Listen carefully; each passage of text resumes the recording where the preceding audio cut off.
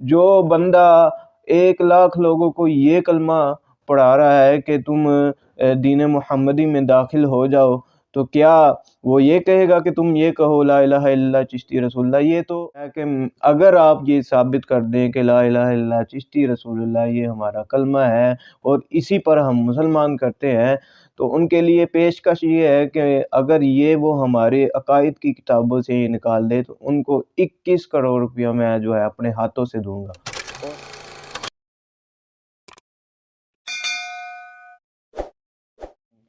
اللہ رب محمد صلی اللہ علیہ وسلم، نحن عباد محمد صلی اللہ علیہ وسلم۔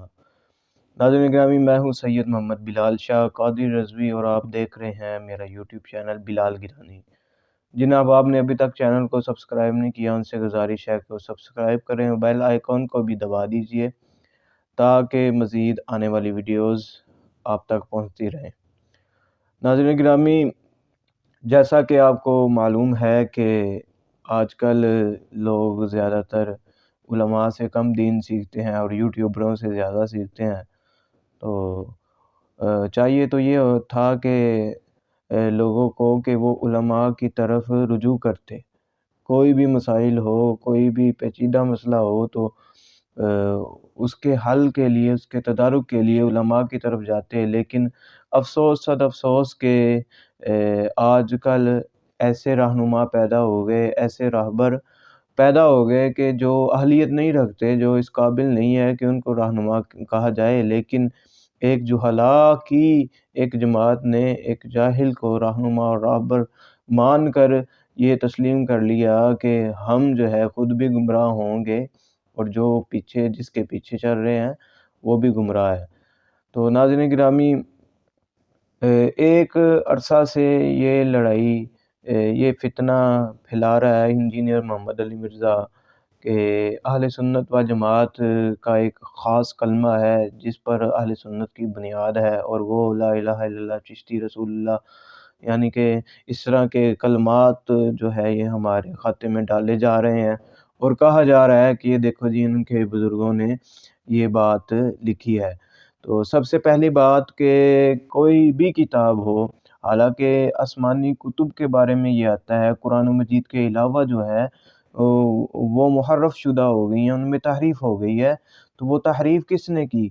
تو یہ ایک جاننے والی بات ہے کہ جب آسمانی کتب میں تحریف ہو سکتی ہے تو پھر کیا اولیاء اللہ کی کتابوں میں تحریف نہیں ہو سکتی؟ جو رب ہے، جو خالق و مالک ہے، اس کی کتابوں میں رد و بدل کیا جا رہا ہے یہود و نصارہ کی طرف سے، تو کیا بعید نہیں ہے کہ جو اللہ کے بندے ہیں ان کی بھی کتابوں میں رد و بدل کیا جائے؟ تو یہ ایک بے معنی اور مستعمل سی بات تھی، کہ محمل سی بات تھی کہ یہ جو ہے ایک شور مچایا جا رہا تھا کہ یہ دیکھو جی بریلوی جو ہے، یہ بریلوی حضرات یہ کلمہ پڑھتے ہیں، حالانکہ اعلیٰ حضرت نے اس کی بھی تردید کی جلد نمبر 22 میں فتاوی رضویہ کی کہ یہ کتابیں ان کی طرف منسوب ہیں، یہ ان کی ہیں نہیں بلکہ ان کی طرف منسوب ہے۔ تو منسوب ہونا علیحدہ بات ہے، ایک بندے کی کتاب ہونا یہ علیحدہ بات ہے، اور دوسری بات یہ ہے کہ یہ کہا جاتا ہے، ہم پر یہ مسلط کیا جاتا ہے، حالانکہ ایک بندہ آپ کے سامنے کہہ رہا ہے کہ میں نے یہ بات نہیں کہی، تو آپ اس کی طرف زبردستی مسلط کر رہے ہیں، تو یہ آپ زیادتی کر رہے ہیں، تو ہم پر یہ مسلط کیا جاتا ہے کہ یہ ان کا بنیادی عقیدہ ہے۔ تو میری طرف سے یہ تمام لوگوں کو چیلنج ہے اور ان کو ایک پیشکش ہے کہ اگر آپ یہ ثابت کر دیں کہ لا الہ الا اللہ چشتی رسول اللہ یہ ہمارا کلمہ ہے اور اسی پر ہم مسلمان کرتے ہیں، تو ان کے لیے پیشکش یہ ہے کہ اگر یہ وہ ہمارے عقائد کی کتابوں سے یہ نکال دے تو ان کو 21 کروڑ روپیہ میں جو ہے اپنے ہاتھوں سے دوں گا، اور یہی نہیں، صرف 21 کروڑ نہیں دوں گا بلکہ ان کے ہاتھ پر بیعت بھی کروں گا اور ان کو فالو بھی کروں گا۔ تو یہ میں بذات خود یہ اعلان کر رہا ہوں کہ اگر کوئی بندہ یہ کہہ رہا ہے کہ یہ بریلویوں کا کلمہ ہے، یہ اہل سنت کا کلمہ ہے، تو میں کہتا ہوں کہ اس کو ثابت کر دے، یہ ہمارا کلمہ ہے ہی نہیں۔ ذرا بتائیے کہ جو اولیاء اللہ اس جہان میں آئے اور جو ہندوستان کی سرزمین میں آئے، اور خصوصاً بالخصوص خواجہ غریب نواز حضرت خواجہ معین الدین چشتی اجمیری رحمۃ اللہ تعالیٰ علیہ، جنہوں نے 1 لاکھ کے قریب لوگوں کو کلمہ پڑھایا۔ اور کلمہ کون سا پڑھایا؟ کلمہ یہ نہیں پڑھایا لا الہ الا اللہ چشتی رسول اللہ، بلکہ کلمہ پڑھایا لا الہ الا اللہ محمد الرسول اللہ۔ جو بندہ 1 لاکھ لوگوں کو یہ کلمہ پڑھا رہا ہے کہ تم دین محمدی میں داخل ہو جاؤ، تو کیا وہ یہ کہے گا کہ تم یہ کہو لا الہ الا اللہ چشتی رسول اللہ؟ یہ تو احمقوں والی باتیں ہیں۔ تو یہ ان کا اسلام سے کوئی تعلق نہیں ہے، یہ ایک تہمت ہے اور یہ ایک بہتان ہے جو اہل سنت پر لگایا گیا۔ اولیاء کی یہ تعلیمات نہیں تھی، اولیاء کی تعلیمات یہ ہے کہ وہ اسلام کو پھیلانے آئے تھے۔ جو مشن نبی اکرم صلی اللہ علیہ وسلم اس دنیا میں لے کر آئے، اس مشن کو پھیلانے آئے تھے۔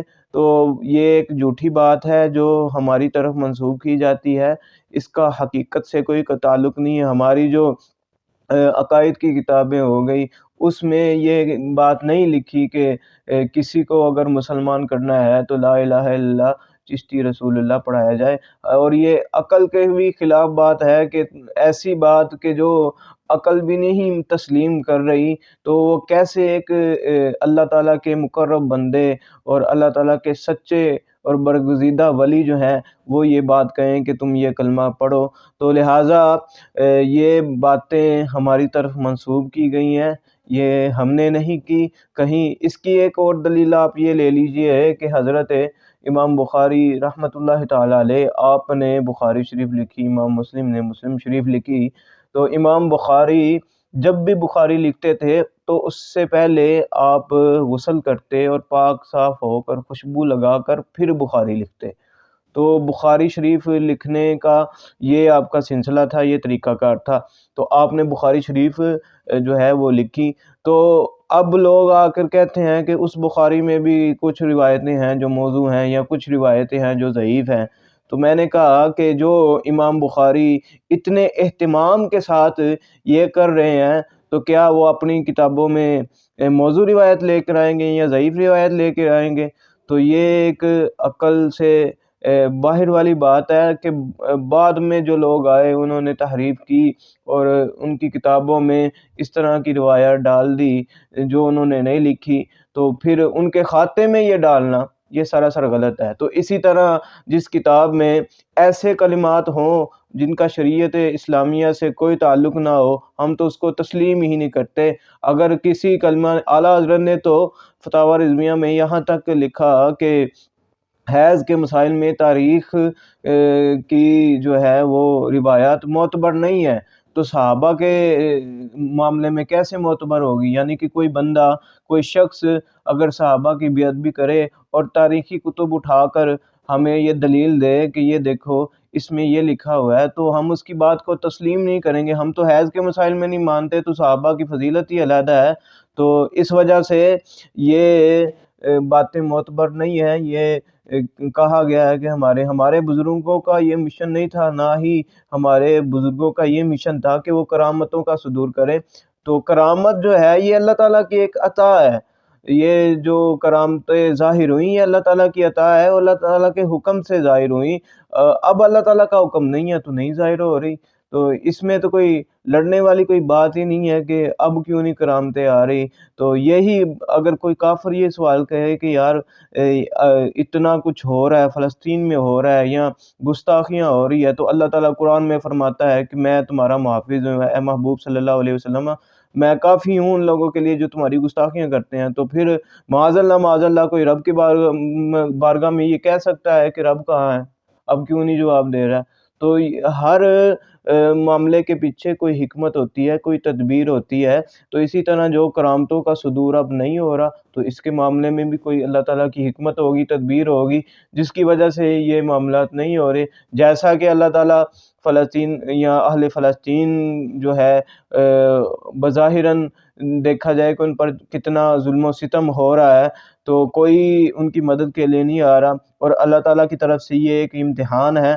تو اب ہم یہ نہیں کہہ سکتے کہ رب تعالیٰ نے اپنا کلمہ پڑھنے والوں کو چھوڑ دیا، کیونکہ یہ اللہ تعالیٰ کی طرف سے آزمائش ہے، کیونکہ اللہ تعالیٰ خود قرآن مجید میں ارشاد فرماتا ہے میں تمہیں ہر طرح کی چیزوں سے آزماؤں گا، قسم قسم کی چیزوں سے آزماؤں گا، تو لہٰذا ہر چیز کا ایک حکمت ہوتی ہے، ہر معاملے کے پیچھے ایک راز ہوتا ہے۔